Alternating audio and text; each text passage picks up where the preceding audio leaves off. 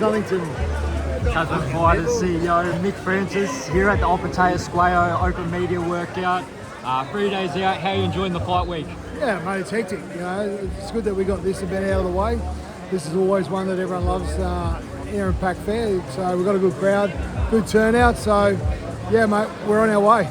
Very big week for the Tasman Fighters stable. Interim heavyweight world title fight with Justice Huni. Yeah. Jai's defending his world title for the third time, only hours apart.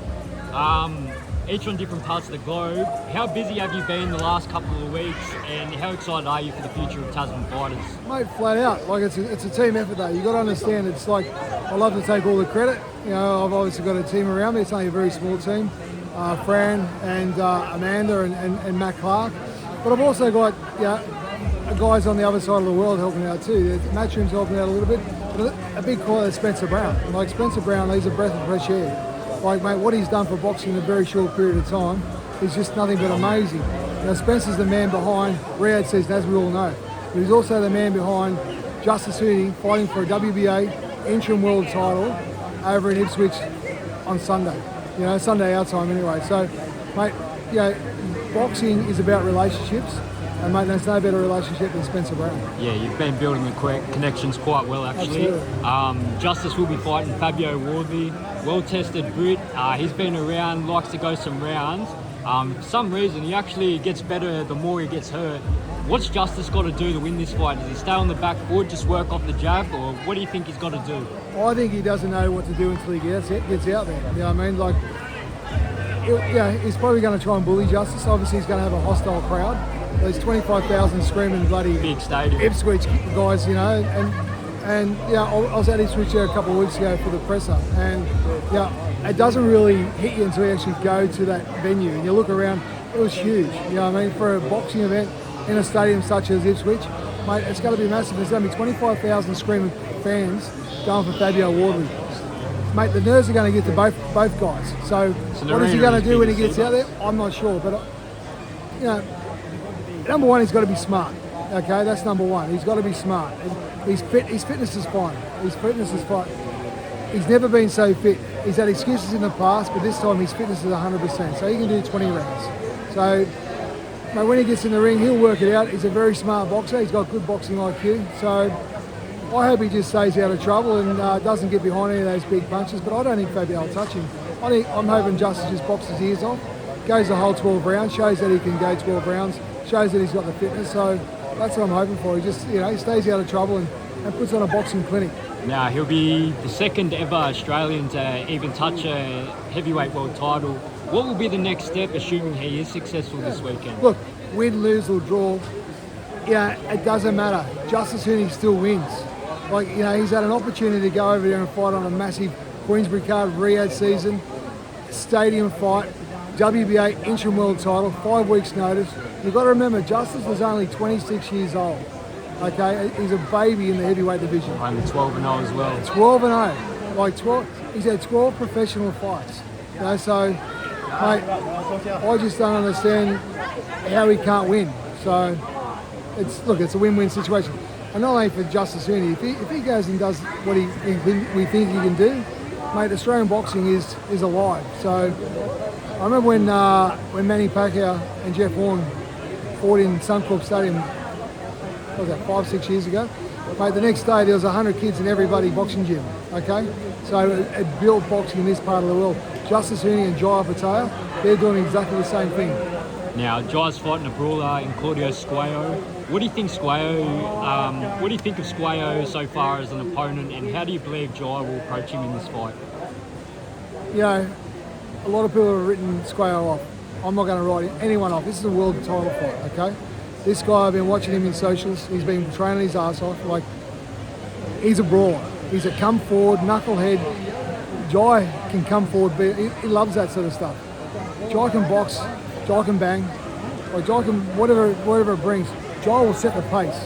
So, you know, who knows? I reckon it's going to be a war. I think if I was just watching him do his open workout then, if he thinks he can come and start swinging like that, he's going to get clipped in the first round. I can't see it going. If he thinks he's going to bully Jai, if he wants to test Jai, he's going to have a tough night at the office. Now, Jai, he's fully locked in on his fight, so I want to ask you, There's been promises of a potential unification showdown next, assuming Jai and Zerto are successful in their fights this month. Yeah.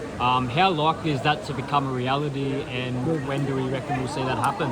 Look, we've had dates given to us in the past. They're rock solid. They're locked in.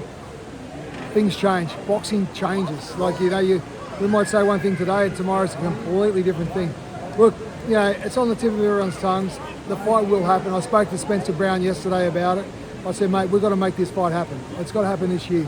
He guarantees me it's going to happen. What Spencer says, Spencer gets. Okay, so look, it's a fight that makes sense. It's a fight the world wants to see. There's no bigger fight, I don't think, in the cruiserweight division for the last 10 years. Than Zerto Ramirez and Jai Opetaia. It would have been good to see the Bill and Smith fight. I think it would have been a great Australia versus England. Would have been a massive fight. They both spoke good English, easy to promote. You got Matchroom versus Boxer. Like, there would have been a great contest, but unfortunately that never happened. So, mate, we'll take Zerto. And as Jai's always said, it's not about the opponents. It's always about the belts. So he wants to win the WBO. That's the one that's close to his heart. So that's the one we're going for. Now, you also mentioned this may be the last time we actually see Jai fight in the country for a while. For a long time. Yeah, now what do we have to do as a country? Do state governments, local councils got to get involved? We can't do it without state government. Boxing, it's growing. It's getting some good traction, on the back of like Tim Zhu, Jeff Horn. There's some really, Justice Huni, okay? So it's getting some really good traction. I hope that people come and tune in to Sunday, to Justice Huni in the morning, back up of Jai Opetaia. There's a great undercard. There's no reason, if you love boxing, if you love sport, you want to be an Aussie, you want to support, you want to see major events in this country, tune in, buy the pay-per-view, turn up to if you're local, turn up to the venue. But I mean, mate, this is world-class boxing. You don't see any better than this. And you're talking about Jai, Jai's, the unification's next, okay?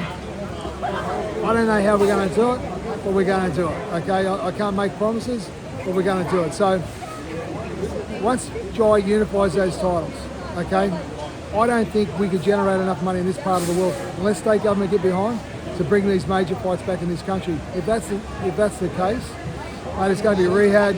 It's probably going to be the US. We haven't explored the US market yet. We're going to go over to the US after the Jai fights. We're going to go to the Ramirez fight. We're going to do a couple of call-outs. Like, we've got to start, rattling the cage. So we're going to go on the road. We're going to introduce Jai to the US market. They're going to love him. So he's a massive star already over in the UK. So, the sky's the limit. Now, speaking on that US market, you've got Ben Marnie, who's a super welterweight. Yeah. There's a lot of interest from the Americans in that division. Yeah. Assuming he's successful this weekend, would you look to take him over there, build the connections up? Absolutely. Like Benny Marnie, he's a talent. He hasn't had many opportunities. He's been plagued with injury. Mate, he's fit. He's 29 years old. I said to him, mate, this is your last chance. I'll invest. I will find the right fights. I will help him progress in his career. The super welterweight division is a great division. We've got the Zoo boys, okay? They're in the IBF. If Benny gets away with the win, it's a tough fight. This guy's a banger. He's 9-0 with 9 knockouts. He's a banger. Don't worry about Venezuela. They all fight for their lives. They don't fight for sport, they fight for their lives. So he's going to come to fight. So I feel as though if Benny can get through this fight, if he can make a statement, maybe stop him, he's on his way.